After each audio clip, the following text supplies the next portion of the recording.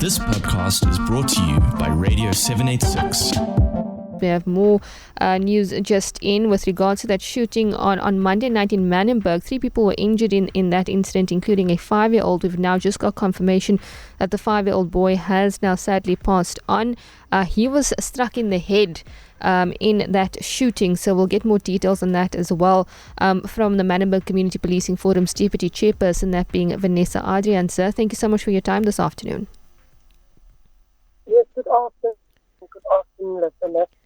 Vanessa, such a sad day. I mean, just finding out now that this 5-year-old boy has now lost his life because of gang violence. Have you had a chance to speak to the family to get their reaction to this? No, we haven't spoken to the family since he passed on. Yes, it's a sad morning indeed. And to start off the new year with such sad news. And just this morning, when we as the CPF were contacted by your station for this interview, the status was, and I was supposed to speak about the status of the boy, and that was that he was fighting for his life. And within an hour, a change where he is no longer with us.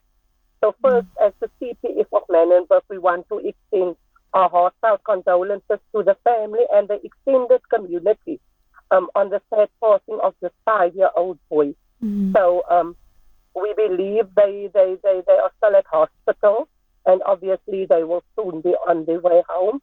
And obviously we will be awaiting the time of the janaza and all the details. So we are saddened the fact that he has passed on this morning. Yes. Vanessa, let's turn now to the 3 suspects being arrested now. Rather, for the suspects that have been arrested in this particular shooting. Are there any indication as to who they are, and are they known to the community in terms of their gang activity?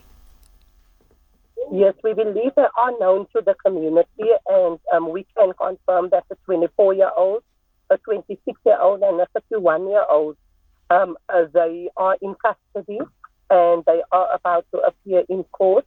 And the community is totally disheartened and disturbed by the incident that took place on Monday, where 2 females were shot and this one, the 5-year-old boy that lost his life.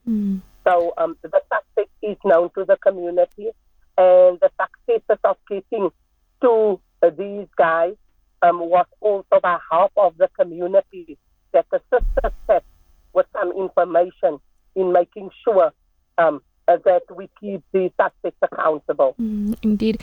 And in this, when you're talking about the investigation and tracking down these 3 youths, was there any indication as to what had led to the shooting? Was it an issue around turf, or were they just randomly opening fire in the community on Monday night? At this point, it is still under investigation because there's a lot here saying about what took place, because you hear about arguments and you hear about other things as well. But I also want to emphasize on the fact that, yes, we know that why the shooting took place is important, but on the other hand, as a mother, that is not important, because what's important is that a 5-year-old boy lost his life. And despite of what the information or the circumstances is, or what led to the shooting, it is abnormal. It cannot be normal with this child of 5 years old that was about to start his life, that was about to go to school for the first time ever in his life, that had future plans. His mother, his father had future plans for him. And then the only explanation that we as a community can give to the family is it was because of gang war, it was because of thirst, it was because of an argument. We need to move away of this abnormality. Our kids are losing their life. Doesn't matter what the circumstances is. This kind of act needs to stop, and it needs to stop immediately. Vanessa, and indeed on that point, because we were speaking to Captain Ian Bennett from the Manenberg Police yesterday, and he was saying that oftentimes community members are warned before the gang shootings take place. And I mean, if you are warned, then you can alert the police as well to kind of prevent these kinds of things from taking place. So when we talk about not this not being the norm, we also have to take responsibility as well and be proactive and say, you know what, the criminals are going to be shooting soon. Let's get the police in to stop this from happening. No, definitely, because the community also needs to stop turning a blind eye to such behavior. Because it's okay to turn a blind eye because it's not your child, it's not your husband, it's not your mother that's been in the fire and shooting.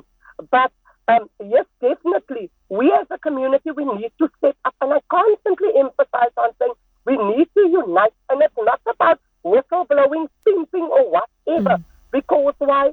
People are not getting paid to pimp or to say this or that. It's just to be safe by the end of the day. So yes, when we identify and we see this kind of behavior, we know shooting is now going to take place. We know there's a fighting. Make sure that we take our kids. But on the other hand, when we say things like this, when we as the CPF educate the community to say, guys, when you see things are starting to take place like this, just be safe. Go in your homes, alert us, so that we can act before the time. Then people constantly say, yes, but we can't allow these gangsters to take over our space. Which, yes, we can't allow these gangsters to take over our space.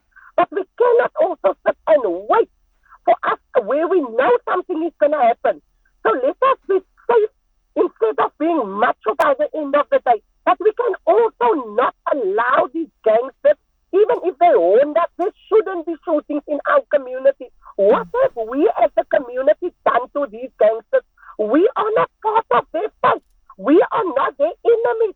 They are making enemies of us by fighting us, by killing our kids. They know they're fighting over turf. They know they're fighting over smoker and these things. So why must we suffer because of them making money and they're doing as they are doing? It's abnormal for us to suffer because of them. Vanessa Adriaanse, you couldn't have said it better. Thank you so much for your time this afternoon. She is the Deputy Chairperson of the Manenberg Community Policing Forum. Sad news for the Manenberg community. That 5-year-old boy that was struck in the head on Monday night in a gang shooting has now passed away. We understand that the little boy is Muslim, but we will of course get you more details on that. On the other side of this case, 3 suspects aged 24, 26 and 31 have been arrested in connection with that shooting. This podcast is brought to you by Radio 786.